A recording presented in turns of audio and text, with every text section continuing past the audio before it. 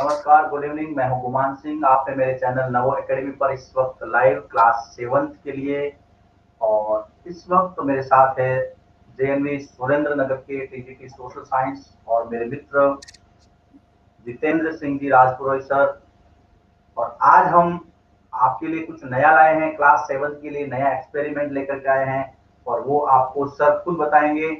जब तक आप 5 मिनट में अपने सारे फ्रेंड्स को जोड़ ले, उसके बाद में हम इस चैप्टर को, जो 8वां चैप्टर आज हम स्टार्ट करेंगे, एक नए प्रयोग के साथ, एक नए एक्सपेरिमेंट के साथ में। Sir please. Thank you Guman sir.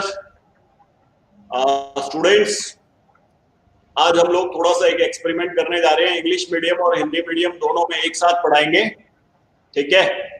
तो सर जुड़े हैं नवो एकेडमी से और मुझे इन्होंने टेक्स्ट बुक्स मेड इजी से जुड़ा है और devotional path to divine chapter 8 history and class 7th का, ठीक है। तो इस चैप्टर को हम लोग English medium as well as Hindi medium दोनों में एक साथ पढ़ाने का प्रयास करेंगे और ये just as an experiment try कर रहे हैं, ओके। और आप लोगों की कोई क्वेरीज हो, कोई क्वेश्चन हो इस चैप्टर के संबंध में, तो आप लोग चैट बॉक्स में लिखते रहिए, ठीक है, ताकि उन क्वेरीज को हम लोग सॉल्व भी करते रहें। Sir Guman sir. जी सर, थैंक यू सर। और बेटा अपना नाम और स्कूल का नाम साथ में जरूर लिखे। मैं अगले 5 मिनट में मैं आपको क्लास में ले जाऊंगा। क्लास में से मेरा मतलब है आपको ईश्वर से अनुराग वाला जो चैप्टर आपके सेकेंड टर्म का है, 8वां अध्याय, उसको मैं और जितेंद्र सर शुरू करेंगे। तो जब तक आप जुड़ते हैं, अपने स्कूल का नाम जरूर लिखें तो हमें पता रहे कि कौन कौन से स्कूल के बच्चे जुड़े हैं। मैं यहाँ से कमेंट्स, पंचमहल का नाम आ रहा है यहाँ पर, JNV Panchmahal, Banaskantha, Mehsana. Very good, बहुत बढ़िया बेटा, बहुत अच्छा लग रहा है आप लोगों से जुड़ के। और जुड़िए, जब तक हम 2 से 5 मिनट वेट करते हैं, उसके बाद में हम स्टार्ट करेंगे। Sir Okay, students, you can join it fast. We'll try to explain in a as much as possible better way, okay? And maybe if you people like what we are doing, then please write in the comment box. And if you want some improvements, for that also, suggestions are always invited. Sir. हाँ बेटा, और मेरी आवाज आपको बराबर आ रही है और जो बोर्ड पे मैंने लिखा है ईश्वर से अनुराग, क्या वो आपको बराबर नजर आ रहा है? तो उसके लिए भी आप यस या नो पे कमेंट्स दे, ताकि जिससे हम लोग, हमें पता रहे कि आपको मेरी आवाज आ रही है बेटा बराबर। Okay, thank you. JNV BK से 8वीं क्लास, वसंत भी जुड़ गए हैं। ये 7th क्लास का, लेकिन फिर भी मुझे बहुत खुशी हुई। चलिए, जेएनवी डांग से, तो आपको आवाज बराबर नजर आ रही है? ईश्वर से अनुराग जो मैंने लिखा है वो बराबर नजर आ रहा है? बिल्कुल सही। बस 2 मिनट का और टाइम लूंगा। 4:53 हुए हैं। 4:55 पे मैं इसको स्टार्ट करने वाला हूँ। हिंदी मीडियम से हम स्टार्ट करेंगे। उसके बाद में जो टॉपिक मैं पढ़ाऊंगा उसको सर इंग्लिश में उसी टॉपिक को वापस पढ़ाएंगे आपको। तो हिंदी और इंग्लिश मीडियम के जो स्टूडेंट्स हैं उनको यहाँ पर दोहरा फायदा होने वाला है। अगर मैं कहूँ कहावत में, चुपड़ी और दो दो मिलने वाली है आज आपको। तो आपके तो आज दोनों हाथों में लड्डू है। एक लड्डू बनासकांठा से आया है और दूसरा सुरेंद्र नगर से आया है, ठीक है। तो आपको नो टेंशन। जैसा भी हमारे पास रिसोर्सेज अवेलेबल है और जो तकनीक हमें हेल्प कर रही है, उससे हम आपसे जुड़ने का प्रयास कर रहे हैं। टेक्निकली हम कोशिश कर रहे हैं थोड़ा सा साउंड होने की। तो मैं समझता हूँ अभी 1 मिनट का टाइम और है, उसके बाद में मैं सीधा चैप्टर को स्टार्ट करूंगा। Sir please. Very correct sir, बहुत अच्छी बातें बताई आपने। और थोड़े से हम लोग टेक्निकली इतने साउंड नहीं है, but still we are trying. मेरी आवाज सही आ रही है सर? बिल्कुल कोई प्रॉब्लम तो नहीं है? आ रही है सर। ओके, तो इसको धीरे धीरे हम लोग इम्प्रूव करेंगे जैसे जैसे आप लोगों के सजेशंस वगैरह मिलेंगे। तो सर टाइम हो गया है, अब हम स्टार्ट करते हैं। यस सर, स्टार्ट करते हैं। तो सबसे पहले हम हिंदी मीडियम से स्टार्ट करेंगे इसको। नमस्कार, मैं हूं गुमान सिंह। आप देख रहे हैं इस वक्त नव एकेडमी पर लाइव। मुझे और जितेंद्र सिंह जी को हम लेकर के आए हैं क्लास 7th का एक नया चैप्टर, ईश्वर से अनुराग। हिस्ट्री का 8वां अध्याय है वो। शुरू करते हैं। देखिए ईश्वर क्या है, ईश्वर क्या है, इसकी अवधारणा क्या थी। और जैसा कि हमने क्लास 7 का जो पहला चैप्टर शुरू किया था उसमें हमने देखा था कि 1000 वर्षों के दौरान परिवर्तनों की पड़ताल हमने की थी। और वो 1000 वर्ष कौन से थे? 700 ईस्वी से लगा करके 1700 ईस्वी तक का जो इतिहास था उसको हमने कहा था 1000 वर्षों का इतिहास।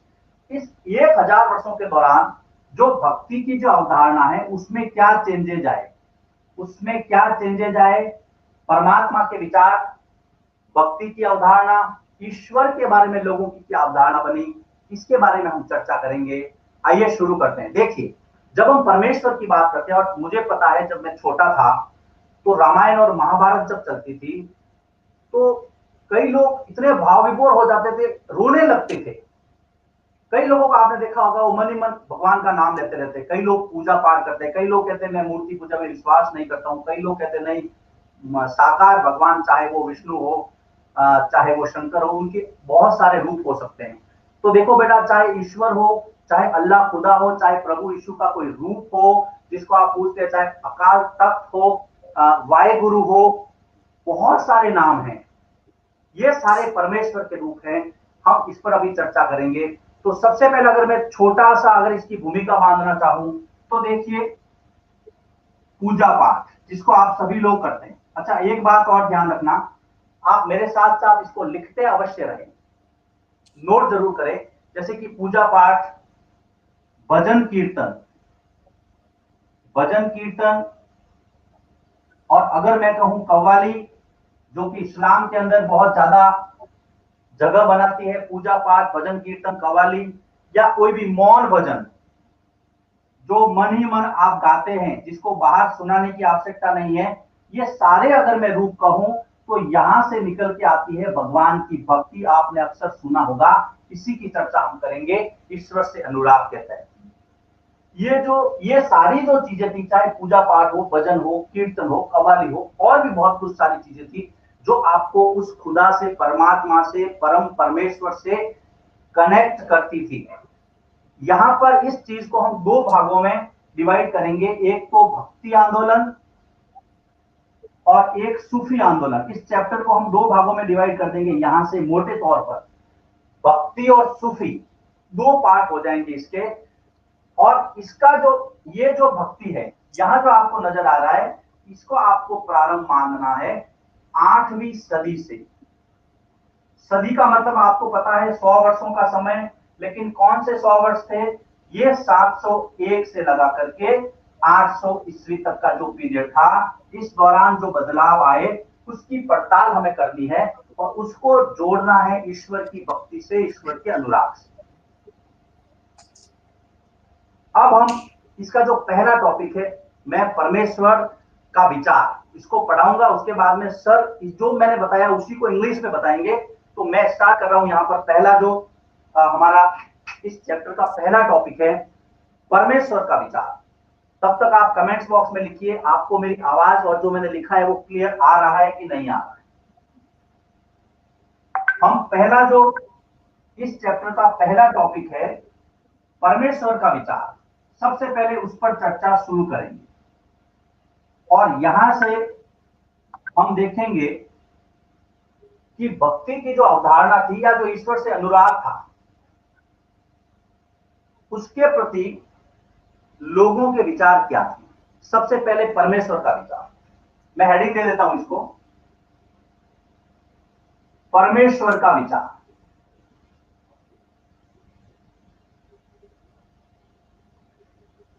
आपको भी हेडिंग देना है, ये नोटबुक में लिखना है, परमेश्वर का विचार। समय 8वीं सदी से,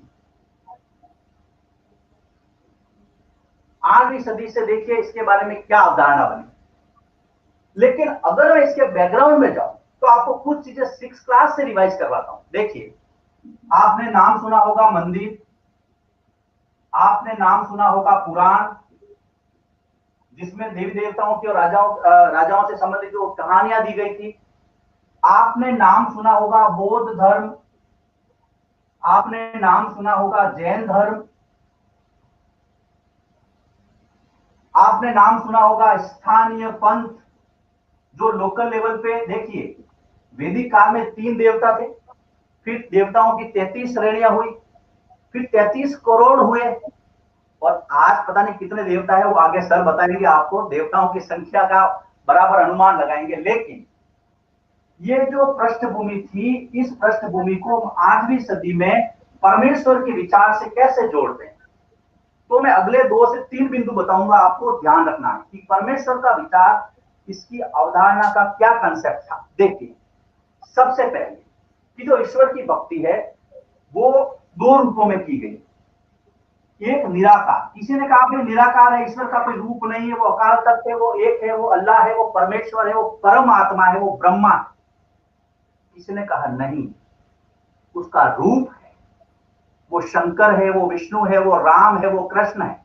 कोई बात नहीं, 2 रूपों में भक्ति हुई, एक निराकार और एक भगवान का साकार रूप। तो निराकार और साकार रूप में भक्ति हुई, ये परमेश्वर के विचार का पहला बिंदु आपको लगाना। फिर आगे चल, ये जब चीजें हुई तो यहां पर एक जो भक्ति का जो कंसेप्ट था, भक्ति की अवधारणा का विकास हुआ। भक्ति पहले भी थी, लेकिन डेवलप हुई अब किसी लड़की का नाम भक्ति हो तो वो उसको थोड़ा मन पे मत ले लेना कि सर आप बार बार मेरा नाम ले रहे हो। ये वो भक्ति नहीं है बेटा, ये भक्ति है भगवान के प्रति समर्पण, आपकी आस्था। आगे चलते हैं, निराकार साकार रूप में भक्ति, भक्ति की अवधारणा का विकास। उसके बाद में जब ये चीजें हुई तो जातिगत बंधन यहां पर ढीले पड़ गए, जाति के लिए यहां पर कोई जगह नहीं थी, जातिगत बंधन ढीले पड़े। और उसके बाद में जो चौथी बात मैं बता रहा हूं, यहां पर एक चीज डेवलप हुई जो आप यहां पर लिख सकते हैं, या यहां पर, हाँ यहां पर, व्यक्तिगत प्रयास। आपके जो इंडिविजुअल एफर्ट्स है, व्यक्तिगत प्रयासों से भक्ति संभव। मतलब आपको मंदिर जाने की भी आवश्यकता नहीं है, आपको किसी ऐसे जो दूसरा पूजा स्थल है वहां पर जाना है तो जाओ, आपकी इच्छा है, बहुत अच्छी बात है, क्योंकि वो साकार रूप अगर आप मानते हो तो। नहीं तो आप व्यक्तिगत इंडिविजुअल एफर्ट्स करो, आपके अंदर परमात्मा का विश्वास है। ये जो परमेश्वर का विचार था, मैंने इनको 4 बिंदुओं में समेटा है। निराकार, साकार, दूसरा भक्ति की अवधारणा का विकास, जातिगत बंधन ढीले पड़े, और व्यक्तिगत प्रयासों से भक्ति संभव। ये यहाँ पर आपका पहला टॉपिक पूरा होता है।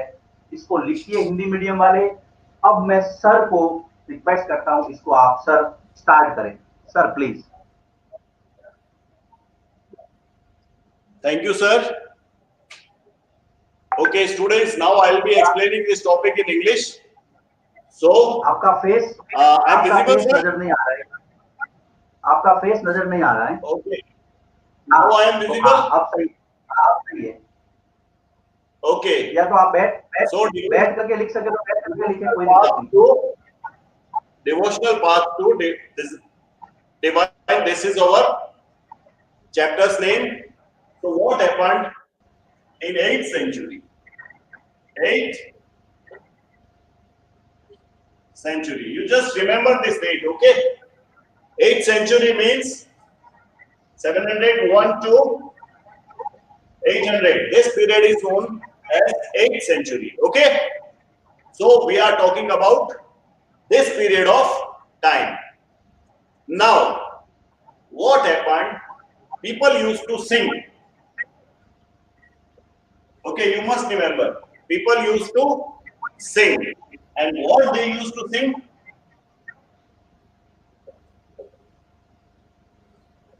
Bhajans, kirtans.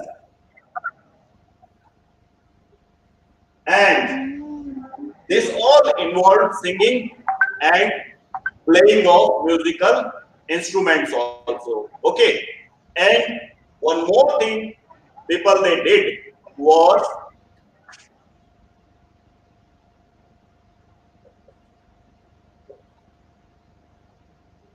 नाम जपा या नाम जपना. Okay, and what it meant was taking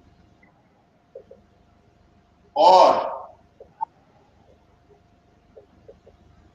repeating of the name of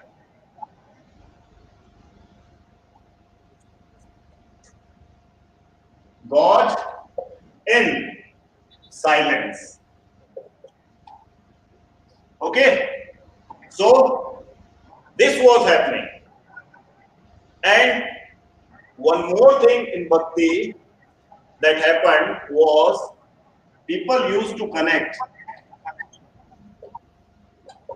with God.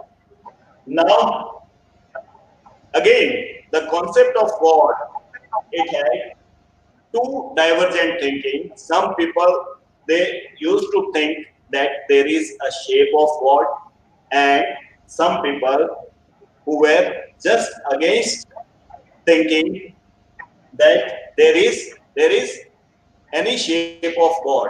They used to worship and think, believe that there is no shape of God. That is, in Hindi, it is known as Akar and Nirakar.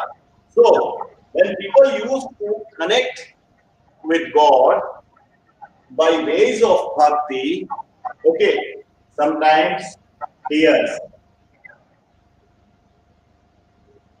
used to come out from their eyes. And why did these tears come out? They were out of love,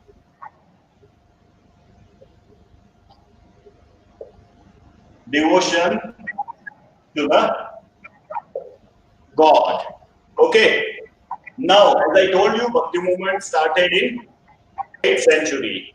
Now, we'll be discussing idea of God. Okay. Idea of how did the idea of God or the supreme power it developed. Okay.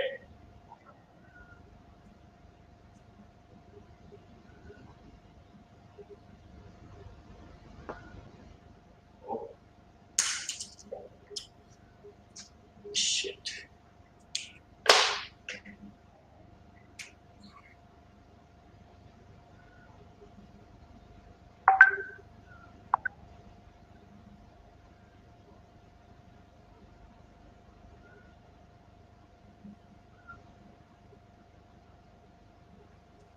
Now, what happened that there were different groups. Okay, there were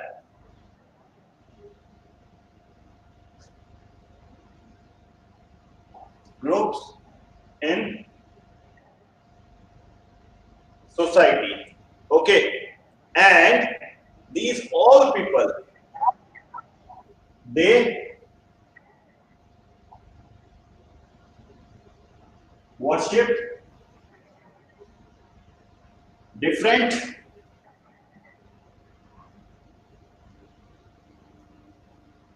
deities. That is, they had different gods and goddesses. Now, what happens? As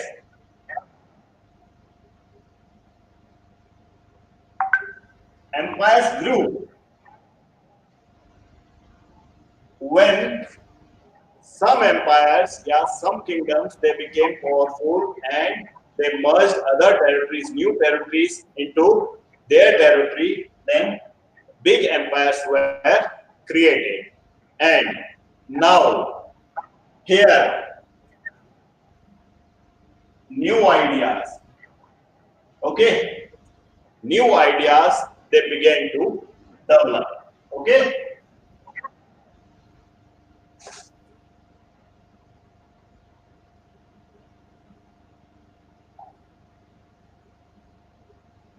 And these new ideas were what you can say Buddha's idea and Jain's ideas. Okay, now you all must be knowing that there is a cycle of birth and death. It means that a human being or whichever organism which has taken birth, okay, must die. And again, there is a concept of rebirth. Okay, so it will die and again it will take birth again. Okay, so this is the cycle of birth and rebirth. Now this birth and death cycle, continuous birth and death cycle, may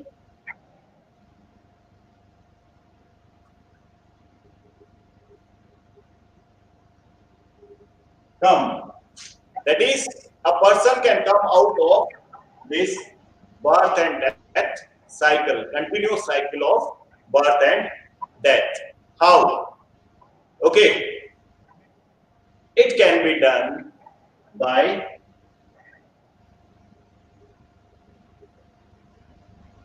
individual efforts. Okay, by individual effort, a person can come out from this cycle, and this was the reason that people started following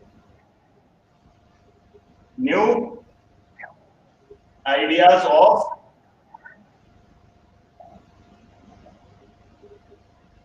God given by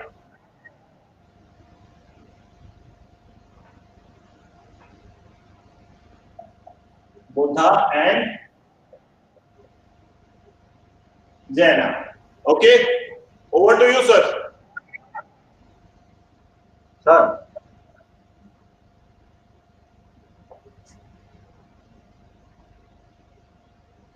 Kumar आगे sir. चले sir. हाँ बिल्कुल sir. Sir, over to you. अब हम बात करते हैं दक्षिण भारत में भक्ति का जो नया दौर उस समय शुरू हुआ था, नैनार और अलवार संत। देखिए वास्तव में नैनार और अलवार संतों का जो आंदोलन था या जो थ्योरी थी, वो जैनिज्म और बुद्धिज्म के कहीं न कहीं खिलाफ जाती थी और वो चाहते थे कि जो पुरानी जो सनातन परंपरा है, जो पुराना जो धर्म है, उसकी पुनर्स्थापना की जाए। तो उसकी जो शुरुआत मानी जाती है नैनार और अलवार, दो प्रकार की यहाँ पर विचारधाराएं थी और इसी के नाम पर इनके संतों को नैनार संत और अलवार संत कहा गया। तो दक्षिण भारत में भक्ति का जो नया प्रकार था वो नैनार और अलवार। अब दोनों थे क्या, देखिए सबसे पहले हम देखते हैं इसका टाइम। तो ये 7वीं से 9वीं सदी, याद रखना 7वीं से 9वीं सदी के बीच में दक्षिण भारत के अंदर आपको, देखिए मैंने यहाँ मैप बनाने की कोशिश की है, ये दोनों नदियां हैं यहाँ पर, ये जो पूरा एरिया है दक्षिण भारत का, यहाँ की बात की जा रही है। यहाँ पर दो थ्योरी विकसित हुई। सबसे पहले हम बात करते हैं नैनारों की। देखिए नैनार ये क्या थे कि दक्षिण भारत में शिव को मानने वाले या शिव के अनुयायी, जिसको आप शैव भी कहते हैं, शैव, दक्षिण भारत में शिव के अनुयायी या शैव को मानने वाले, और इनकी संख्या थी 63 संख्या 63 बताई गई है। इसको आपको ध्यान में रखना है। इसके बाद में इसकी विशेषता क्या थी, देखो नैनारों की, कि इसके अंदर जो अस्पृश्य जातियां थी, इसके अलावा जो निम्न दर्जे की उस समय मानी जाती थी कुम्हार, दूसरी जो अस्पृश्य जातियां थी उसके लोग भी इसमें शामिल है। देखिए भक्ति की अवधारणा का जो विकास है वो आपको यहां से पता चलेगा कि यहाँ पर इसके अंदर कुम्हार, अस्पृश्य कामगार जैसे शिकारी, फिर सैनिक, और इसके साथ में समाज का जो उच्च वर्ग उस समय माना जाता था ब्राह्मण वर्ग, वो भी इसके अंदर शामिल थे। तो सभी लोग साथ साथ में यहाँ पर इस भक्ति को अंजाम दे रहे थे, भगवान की भक्ति कर रहे थे। ये नैनार परंपरा थी जो कि शिव को मानते थे, दक्षिण भारत की परंपरा।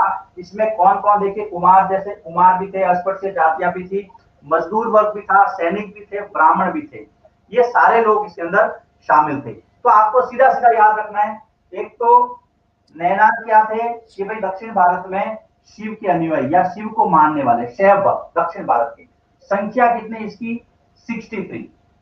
क्या क्या विशेषता थी कि समाज का हर वर्ग जो है वो इसके अंदर इंक्लूड था, समाज के प्रत्येक वर्ग से यहाँ पर लोग आते थे। अब यहाँ पर कुछ संतों के नाम दिए गए हैं, अलवार संतों के, तो आपको इनके नाम याद रखने, जैसे कि सॉरी नैनारों के, जैसे कि अप्पार, अप्पार, संबंदर, और ये नाम आपको नोट करने हैं, ये आपको विशेष रूप से लिखने हैं, ध्यान रखना, क्योंकि प्रश्न कई बार आता है कि इनमें से कौन से नैनार संत है, कौन से अलवार संत है। तो आपको यहां पर बताना पड़ेगा कि हाँ ये सही है या फिर ये अलवार है, ये नैनार है। जैसे कि सुंदरार, और एक आपकी किताब में चित्र भी दिया है मणिक वसागर का, मणिक वसागर, ये भी संत है, नैनार संत। तो ये चारों नाम आपको याद रखने, अपार, संबंदर, सुंदरार और मणिक वसागर, ये चारों के चारों नैनार संत थे, इसको याद रखना है। इनके जो गीतों का संकलन है वो तेवरम और तिरुवाचकम, यहाँ पर दो ग्रंथ दिए गए हैं। देखिए यहाँ पर मैं लिख देता हूं, इनके जो ग्रंथ है, इनके जो गीतों का संकलन है वो तेवरम तथा तिरुवाचकम।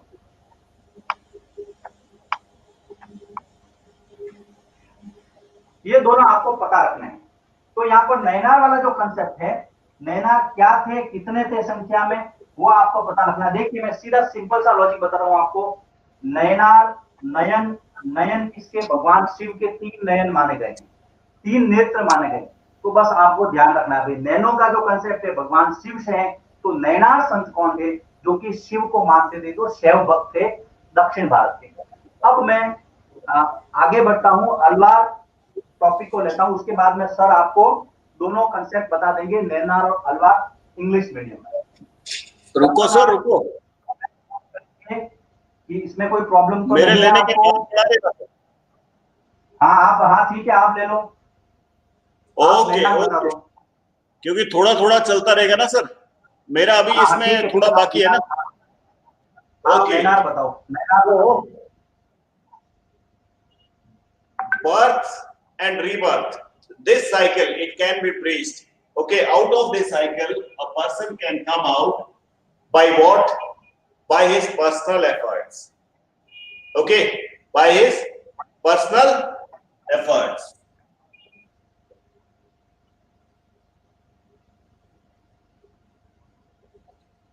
And one more thing, if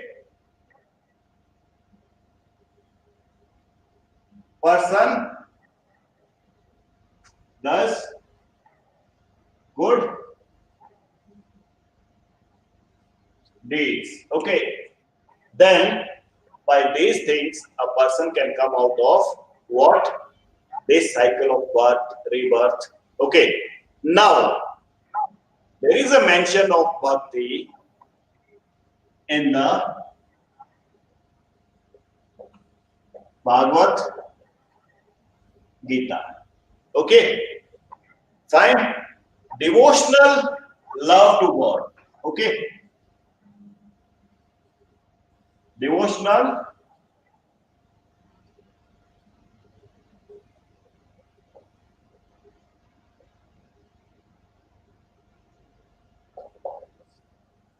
fine. Now there were some main gods or deities which were mentioned. Okay,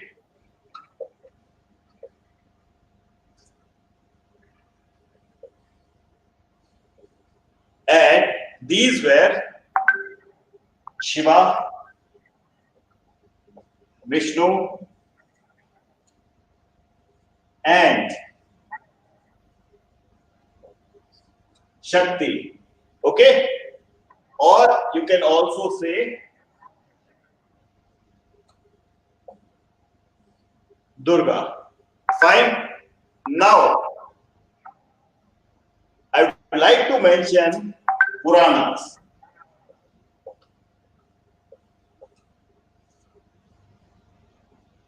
These are very important if you want to understand bhakti. Okay, now these Puranas, they mention that grace of God, that means in simple terms you can say Ashirwad of God. Okay, it can be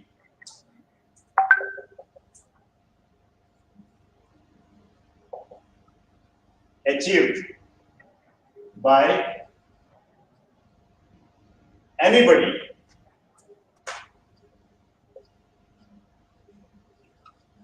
regardless of caste, his caste. Okay, this is very important. So there is a mention in Puranas that anybody, whatever his caste is, he can achieve the Ashirwad or grace of God. So there was no hindrance. Okay, caste was not a hindrance to achieve God, to go near to God. Now, these Puranas, they are smritis, means to be heard, okay, to be listened. Fine, and they were oral in the starting period. Okay, how many Puranas are there? There are 18 Puranas. Okay, one is Mahapurana and 70 are Mukhya Purana. One Purana and 17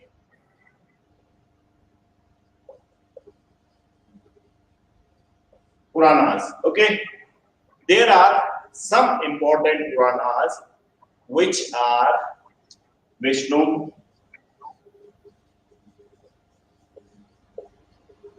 Shiva,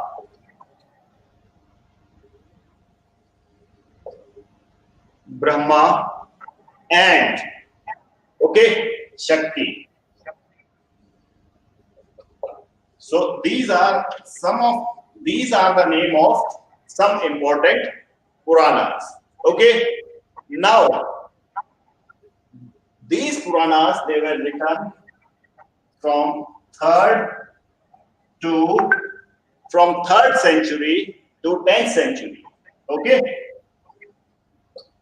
and there are round about 40,000 verses in the Puranas. Okay,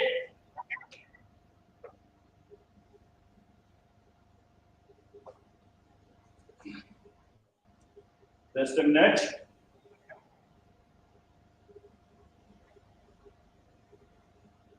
So this was all about Purans. Now, idea of bhakti was also okay.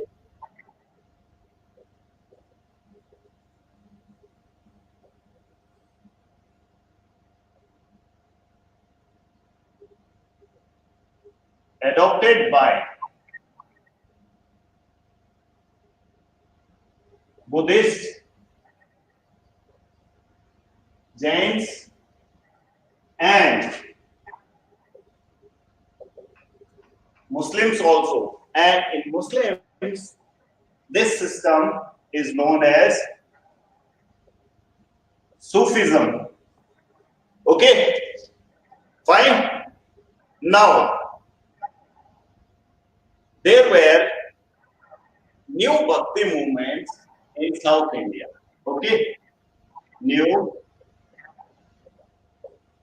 bhakti movements in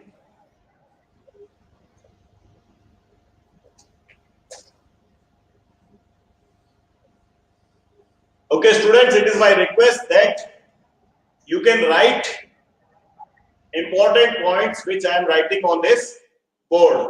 Okay, so the Bhakti movements of South India, they are divided into two parts. Fine. Nainas and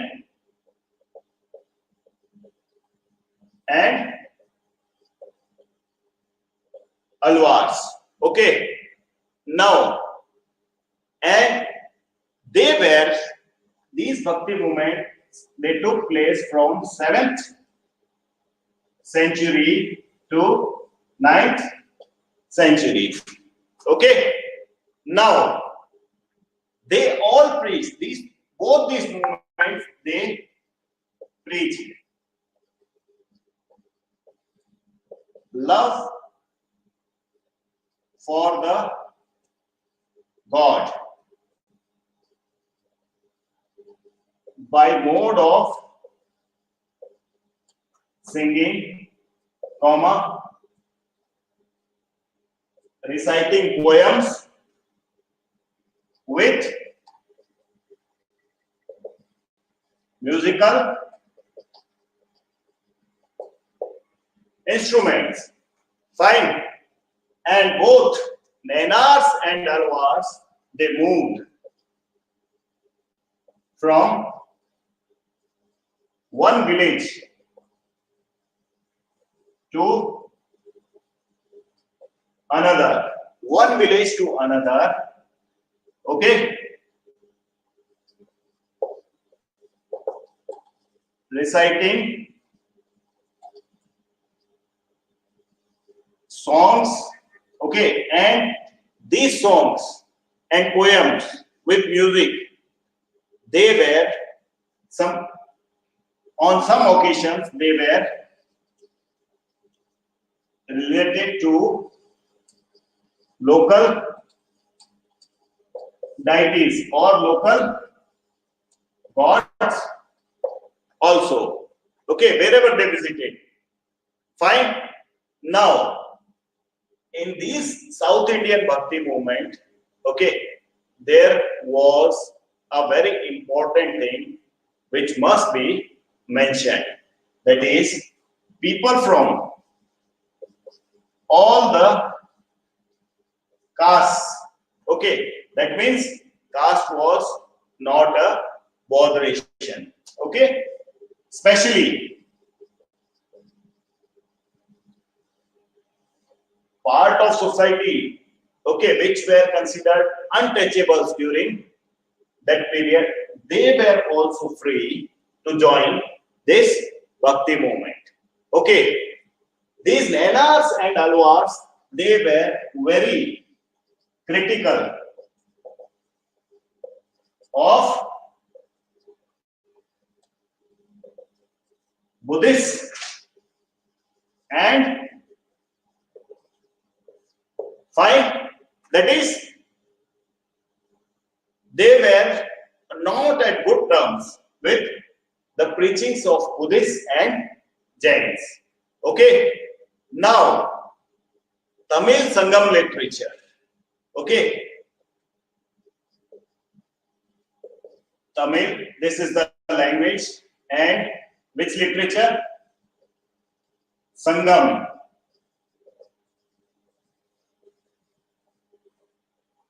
This Sangam literature, it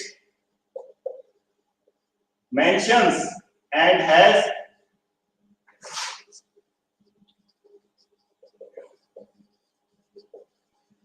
compilations of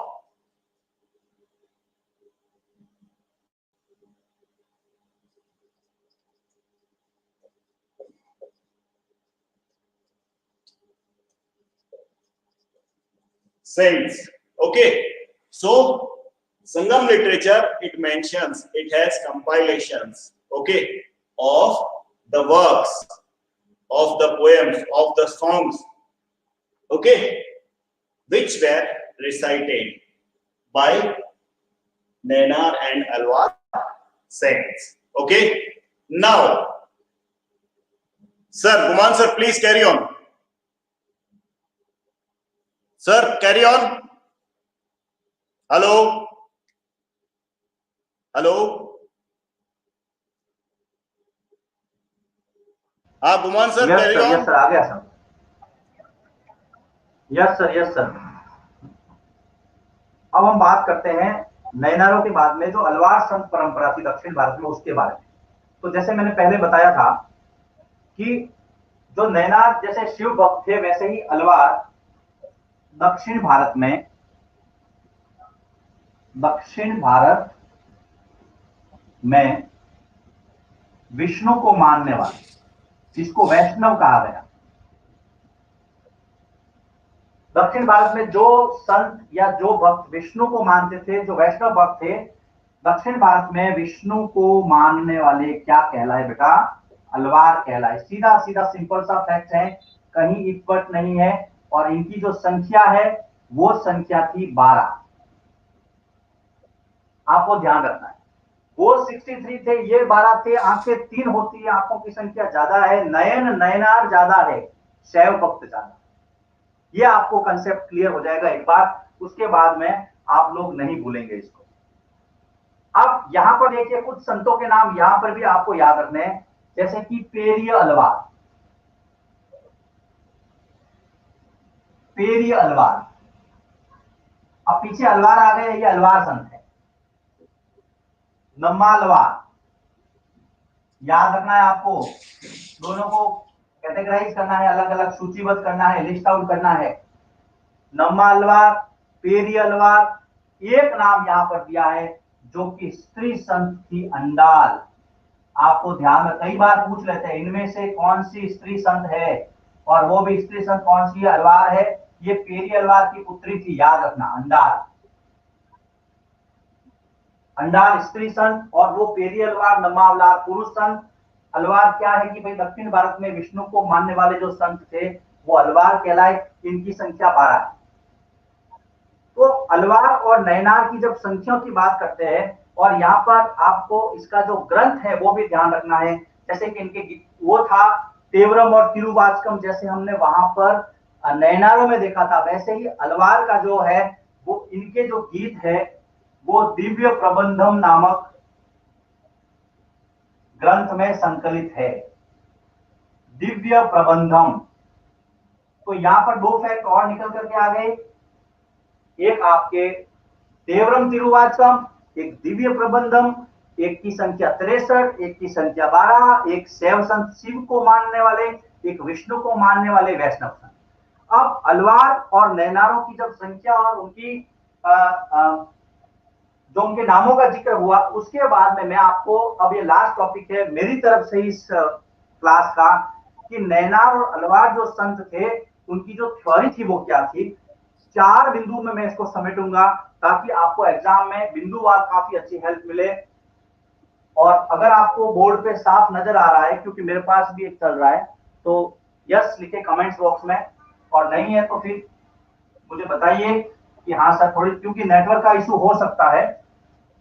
मैंने आपको पहले ही बताया कि जो limited resources है, संक्षिप्त संसाधनों में लेकर के हम लोग जो हैं वो आपके समक्ष कुछ नया करने की कोशिश कर रहे हैं। अब देखिए, दक्षिण भारत में ये जो आंदोलन था नैनारों अलवारों का, उसकी विशेषताएं क्या थी? तो यहां पर आप ये देखिए, नैनार और अलवार जो भक्ति परंपरा थी उसकी विशेषताएं। सबसे पहला कि इन्होंने 1 मिनट, हाँ, सबसे पहला इन्होंने जाति प्रथा को, यस यस, बिल्कुल रेडी है सर, बिल्कुल क्लियर है सर। कोई दिक्कत है क्या सर? कोई प्रॉब्लम तो नहीं हो रही है? No problem sir, no problem, बिल्कुल सही आ रहा है सर। जाति प्रथा को कोई महत्व नहीं दिया, सबसे पहली बात। क्योंकि हमने देखा था जो अस्पष्ट से समझने जाने वाली जो जातियां थी उसका भी यहाँ पर समावेश था इनके अंदर। तो ये जिसमें पुलेया और पनार आपको नाम लिखना है। जाति प्रथा को कोई महत्व नहीं दिया। इसमें पुलेया जो दक्षिण भारत में अस्पष्ट से मानी जाती थी, और पनार जैसी जातियां भी शामिल थी। पुलेया और पनार जैसी जातियां भी शामिल थी। स्पष्ट रूप से लिखना है आपको, कहीं इट बट नहीं। अगर कोई पूछ ले कि नैनार और अलवार जो संत परंपरा थी उसकी क्या क्या विशेषता है, जो सबसे पहले जाति प्रथा। दूसरा मैं यहां लिखूंगा, देखो ये बौद्ध और जैन धर्म के कटु आलोचक थे। बौद्ध तथा जैन धर्म के आलोचक, ये दूसरी विशेषता थी इसकी। फिर हम आगे चलते हैं। तीसरी, पहला जाति प्रथा, दूसरा बौद्ध धर्म से संबंधित हो गया इसका। तीसरा, इनका कहना था कि अगर आप शिव और विष्णु की भक्ति करेंगे तो ही आपका मोक्ष होगा। तो शिव तथा विष्णु के प्रति सच्चे प्रेम को, शिव तथा विष्णु के प्रति सच्चे प्रेम को मोक्ष का साधन बताया। या मोक्ष का साधन बताया, आप कुछ भी लिख सकते हैं। तो यहां पर 3 बिंदु मैंने बताया आपको। देखिए मैं पहला मिटाऊंगा, इसलिए मैं पहले का रिवाज दे रहा हूं। जाति प्रथा वाला जो सिस्टम था, इसमें कहीं उसके लिए कोई जगह नहीं थी, जिसमें पुलेया और पनार जैसी जातियां भी शामिल थी। दूसरा, ये बौद्ध धर्म और जैन धर्म के कटु आलोचक थे। और तीसरा है, ये शिव और विष्णु की भक्ति करते थे, और इसीलिए हमने इनको नैनार और अलवार भी कहा है। अब चौथा जो है, जिसके बारे में सर भी बता चुके हैं आपको, संगम साहित्य। देखिए बहुत इंपॉर्टेंट है। और मेरे जो अक्षर है वो सर बराबर नजर आ रहे हैं? हाँ बिल्कुल सर, बिल्कुल बिल्कुल सही दिख रहे हैं सर। मेरे वाले दिख रहे थे सर? आपका जो अक्षर की साइज है थोड़ा और उसको बड़ा रखेंगे तो और अच्छा रहेगा। Okay sir, okay. हाँ जी सर। अब इनका देखिए, इनकी और क्या थ्योरी थी। चौथा पॉइंट मैं ले रहा हूं कि इन्होंने संगम साहित्य में, अब यहां पर आपके संगम साहित्य, संगम लिटरेचर एक शब्द आ गया। तो दक्षिण भारत में और जो तमिल लिटरेचर था शुरुआती जो शताब्दियों का, और 3 संगम हुए थे जो मदुरई के अंदर आयोजित किए गए थे। और जो पांड्य शासक थे, कभी कभी आपने 6 में चेल, चोर और पांड्य पढ़ा होगा, वो 3 जो राजवंश थे उसमें जो पांड्य राजा थे, इन्होंने 3 संगम आयोजित करवाए थे। सीधा सीधा आप ये समझिए, तमिल साहित्य के जो जो लेखक थे, जो जो काव्य करने वाले थे, जो जो गीत लिखने वाले थे, वो 3 बार इकट्ठे हुए और तीनों बार उन्होंने ग्रंथों का संकलन किया। इसको कहा गया संगम लिटरेचर। तो ये संगम लिटरेचर को बड़ा महत्व रहते थे। मतलब संगम जहां भी आए उससे आपको तमिल साहित्य से जोड़ना है। और ईसा की जो शुरुआती शताब्दियां थी, पहली से लगा करके ये संगम, 3 संगम हुए, ये बात ध्यान रखना। 3 संगम हुए, और 3 संगम हुए मदुरई के अंदर, है ना। और पांड्य राजाओं ने इसको संरक्षण दिया था। जहां सिलेबस में इसका ज्यादा जिक्र नहीं है। तो जो संगम साहित्य था उसमें वर्णित प्यार और शूरवीरता की जो कविताएं थी, संगम साहित्य में वर्णित प्यार मतलब प्रेम, और जिसको आप वीरता कहते हैं, यहां पर मैं लिखूंगा शूरवीरता। तो ये देखिए नैनार और अलवारों ने क्या किया, संगम साहित्य में वर्णित प्यार और शूरवीरता, इसको भक्ति से समन्वित किया, भक्ति से जोड़ा। बहुत बड़ी चीज थी ये बहुत बड़ी विशेषता थी इनकी। तो ये आपको यहाँ पर इसकी चौथी विशेषता याद रखनी है संगम साहित्य की। और जो अंतिम बात ये बताते हैं, बस ये लास्ट पॉइंट है मेरी तरफ से इस क्लास का, जो आपको 5वां बिंदु यहाँ पर लिखना है। उसके बाद में दावे से है कि आपका यहाँ पर एक भी बिंदु गलत नहीं होगा अगर आपने इसको ढंग से भक्ति से जोड़ा। यहाँ पर ये देखिए, आप नोट करते रहे नोटबुक में। 5वां बिंदु, संगम साहित्य के बाद में जो 5वीं इसकी जो विशेषता थी, एक ये घुमक्कड़ साधु थे, घूमते रहते थे। कौन? नैनार और अलवार। तो ये घुमक्कड़ संत थे। अब घूमते हुए करते क्या थे? ये गीतों की रचना करते थे। इसीलिए तो हमने तेवरम, तिरुवाचकम, दिव्य प्रबंधम जैसे नाम यहाँ पर आपको बताए हैं। तो ये क्या करते थे? घूमते हुए थे, घूमते रहते थे। फिर स्थानीय देवी देवताओं की प्रशंसा में, स्थानीय देवी देवता, जैसे लोकल आपके नहीं होते, अगर मैं राजस्थान की बात करूं तो बहुत सारे स्थानीय देवता हैं, जैसे कि गोगा जी, तेजा जी, हड़बू जी, बाबू जी, मेहा जी, रामदेव जी, रुणेचा को कौन नहीं जानता है, वो सब लोकल देवता। बस वैसे ही दक्षिण भारत के अंदर जो लोकल देवता थे, कुम्भकर्ण संत थे, और स्थानीय जो देवी देवताओं की प्रशंसा में, जिसे आपने साउथ इंडिया में मुरुगन देवता का नाम सुना होगा, है ना, बहुत चर्चित और बहुत प्रसिद्ध और बहुत पूज्य देवता है। स्थानीय देवी देवताओं की प्रशंसा में, की प्रशंसा में, आपके यहाँ गुजरात में भी गोगा जी होते हैं, तो लोक देवता माना जाता है उनको, है ना। बस उसी तरह सुंदर कविताएं रचते थे, सुंदर कविताओं की रचना करते थे, और वो गीत है वो गाते रहते थे, उनको संगीतबद्ध करते थे, संगीतबद्ध गीतों के माध्यम से। अगर आपको कभी संगम साहित्य के बारे में पढ़ने का मौका मिले तो आपको पता चलेगा कि वहां पर सारी कविताएं ही हैं, क्योंकि अभी आपके सिलेबस में इतना जिक्र नहीं है, तो मैं यहाँ इसको ज्यादा खींचने की कोशिश नहीं करूंगा। नैनार अलवार में यहाँ तक ही है, आपको इतना ही पता रखना है। सिर्फ 2 प्रश्न अभ्यास में दिए गए हैं, सुमेलित करो में, नैनार क्या है, शैव संत, अलवार, विष्णु भक्त। इसके अलावा भी यदि प्रश्न बनता है तो संतों के नाम और दोनों के गीतों के संकलन कौन कौन से ग्रंथों में है।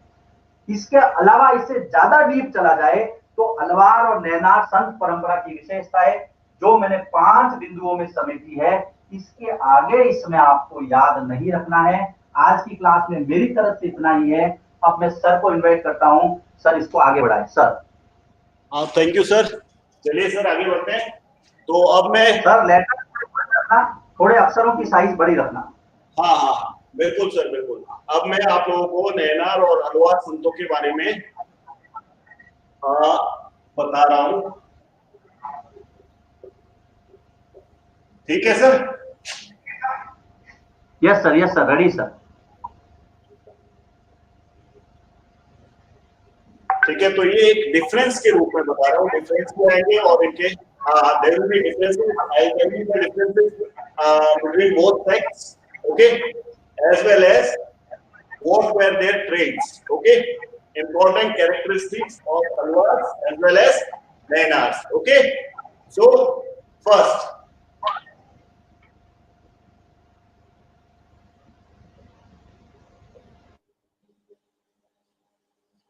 okay, all the castes were allowed, fine. Same here in alwars also, caste was not a problem.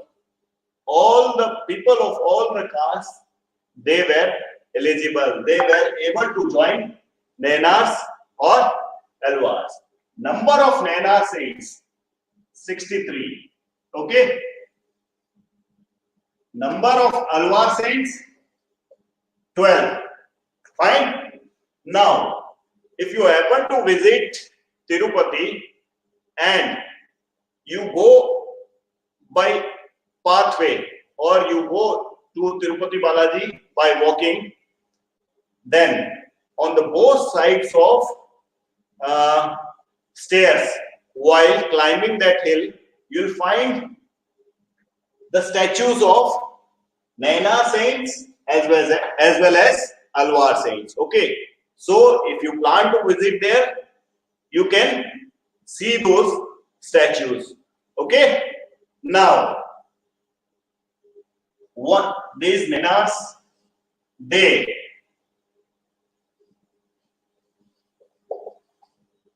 considered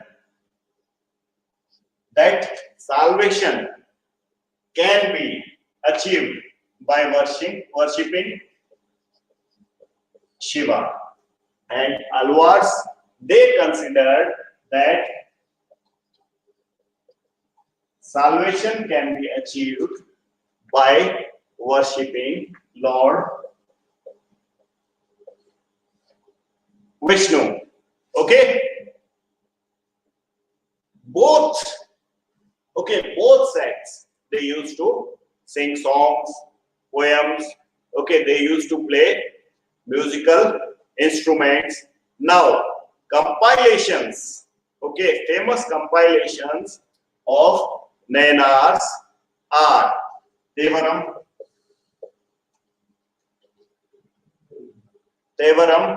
and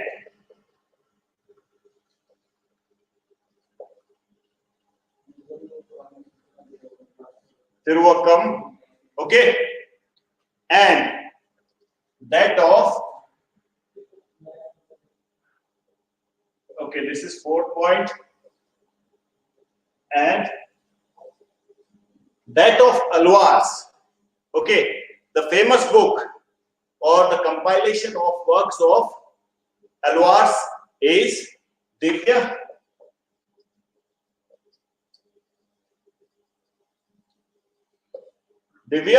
Prabandham. Fine. Now, there were some famous saints of both these sects, okay, that sir has mentioned to you. 4 famous saints of Alwar sects and 2 or 3 famous saints of Nayanar saints. Fine. Sorry, 4 Nayanar saints and 2, 3 Alwar saints. Even they stood for equality of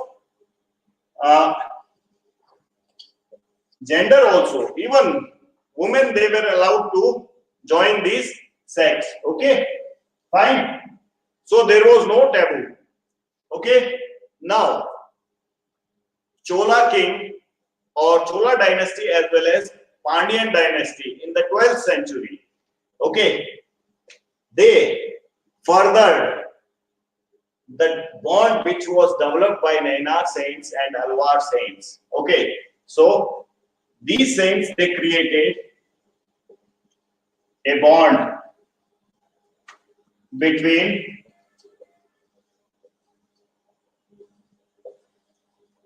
bhakti and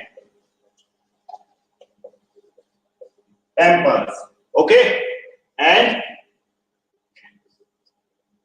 the dynasties, okay, 2 dynasties, Pandyans and Cholas, and Pandyas, they also worked, okay, to take this movement. Which movement? The bond between bhakti and temples developed by Nayanars and Alwars. Okay, they made it even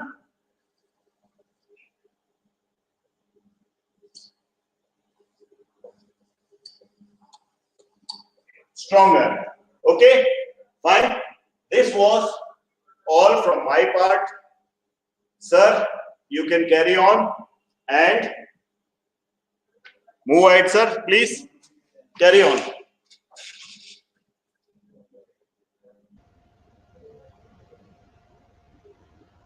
yes sir, आवाज आ रही है मेरी? हाँ बिल्कुल sir, you are Audible. हाँ, thank you sir, thank you very much. तो बेटा आज का जो हमारा क्लास था वो इतना ही था. इस चैप्टर का इंट्रोडक्शन, परमेश्वर का विचार और नैनार और अलवार. अब हम आगे कल का जो पार्ट है वो हम जाएंगे जितेंद्र सिंह जी के channel text books made easy पर. तो जो बच्चे आज मेरे चैनल पे पहली बार जुड़े या उन्होंने सब्सक्राइब नहीं किया है तो चैनल को सब्सक्राइब कर ले, नवो एकेडमी को. और जिन्होंने टेक्स्ट बुक इजी को सब्सक्राइब नहीं किया है उनको सब्सक्राइब करें. कल हम इसका जो अगला पार्ट है वो मैं लिंक भेजूंगा, लेकिन चैनल जो है वो जितेंद्र सिंह सर का चैनल होगा टेक्स्ट बुक्स मेड इजी. तो उस पे हम कल लाइव रहेंगे और परसों वापस मेरे चैनल पे. ऐसे करके हम 4 क्लासों में इसको समेटने की कोशिश करेंगे. इस समय जितने भी बच्चे जुड़े हुए और देख रहे हैं सभी का बहुत बहुत धन्यवाद. शायद सर अब हम इस क्लास को यहाँ पर एंड करेंगे. अगर आपको कुछ कहना है तो आप 2 मिनट के लिए बच्चों से बात करें. बिल्कुल, thank you so much sir. And children, you can write the feedback, okay, in the comment section. How did you like this class? Shall we continue with this or we must stop here? If you want some kind of improvement, please tell. Don't shy away, okay? All this effort we are putting is for you only, okay? And those who have not subscribed to my channel, please subscribe it, as the next class, okay, The next class for this chapter will be on my channel, Textbook Made Easy. Thank you so much, sir. Now I'll be handing over the mic to you, please, sir. Thank you sir. और हमारे जो जितने भी DGT social science साथी है जो इन बच्चों को जुड़ने के लिए मोटिवेट कर रहे हैं, हम उनको भी बहुत बहुत धन्यवाद देते हैं इस चैनल के माध्यम से कि ये चैनल उनका है और उनके प्रोत्साहन की वजह से ही हम लोग इतना कर पा रहे हैं इस क्राइसिस में। Okay sir, thank you very much. हम इस क्लास को एंड कर रहे हैं। Thank you sir. Thank you बेटा। Bye sir, bye. Thank you everybody.